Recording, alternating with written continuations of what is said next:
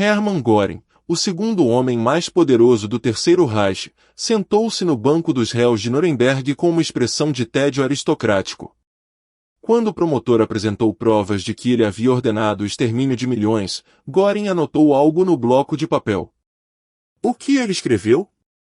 Uma lista de erros que o tribunal havia cometido ao apresentar as evidências. Ele estava mais preocupado com a qualidade do argumento legal do que com os crimes que havia cometido. Este é o julgamento que definiu o que significa ser humano. Em 1945, quando a Segunda Guerra terminou, o mundo deparou-se com uma pergunta sem precedente: o que fazer com os arquitetos de um genocídio industrial? Não havia lei para isso. Nunca havia acontecido antes, ou pelo menos, nunca havia sido processado. Churchill queria simplesmente fuzilá-los. Stalin preferia julgamentos de espetáculo com resultados predeterminados. Os americanos insistiram em um julgamento real, com provas, defesa, apelações e um veredicto que o mundo pudesse aceitar. A escolha foi histórica. O Tribunal de Nuremberg foi construído em cima de um problema jurídico enorme: retroatividade. Como julgar alguém por crimes que, tecnicamente, não existiam como crimes internacionais quando foram cometidos?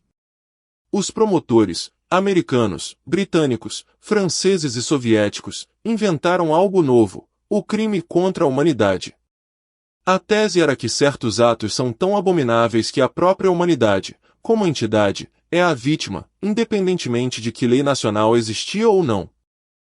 A defesa dos nazistas se apoiou em dois pilares: primeiro, que apenas obedeciam ordens legítimas de seu governo.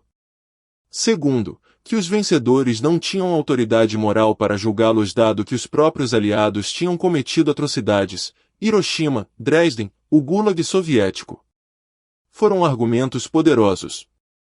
O tribunal os rejeitou com uma lógica que redefiniria a filosofia moral: existem crimes tão fundamentalmente errados que nenhuma ordem, nenhuma lei nacional, nenhuma circunstância de guerra os justifica. 12 foram condenados à morte por enforcamento. 7 receberam prisão. 3 foram absolvidos. Göring se suicidou com uma cápsula de cianeto que havia escondido com maestria durante todo o julgamento, uma última exibição de controle que o enraiveceu seus captores. Quando Carrasco perguntou ao general Wilhelm Keitel suas últimas palavras, ele disse: mais de 2 milhões de soldados alemães morreram pela pátria antes de mim. Sigo meus filhos. Não houve arrependimento. Quase nunca há. Os aliados foram acusados de criar uma justiça de vencedores. Era uma crítica válida. Os crimes do bombardeio de Dresden, o Gulag soviético ou as bombas atômicas sobre cidades civis japonesas nunca foram julgados.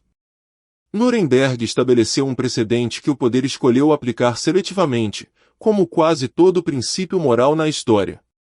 Mas o princípio em si sobreviveu. E às vezes, princípios sobreviventes eventualmente alcançam até os que os criaram. O legado jurídico de Nuremberg é o direito internacional humanitário moderno, a Declaração Universal dos Direitos Humanos de 1948 e, eventualmente, o Tribunal Penal Internacional. A ideia de que existem crimes contra toda a humanidade, que nenhum líder, em nenhum país, pode ordenar com impunidade garantida, nasceu naquele tribunal improvisado em uma cidade em ruínas. Não funcionou perfeitamente. Mas a ausência desse princípio seria incomparavelmente pior.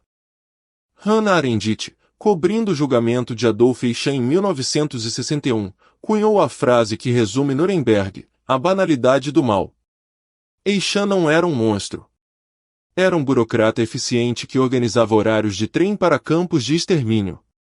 A monstruosidade do Holocausto não exigiu monstros, exigiu pessoas comuns que fizeram escolhas comuns de obediência e conveniência. Esse é o ensinamento mais desconfortável de Nuremberg, que o "eu estou apenas seguindo ordens" habita dentro de todos nós. Se este vídeo te perturbou, era para isso que ele existia.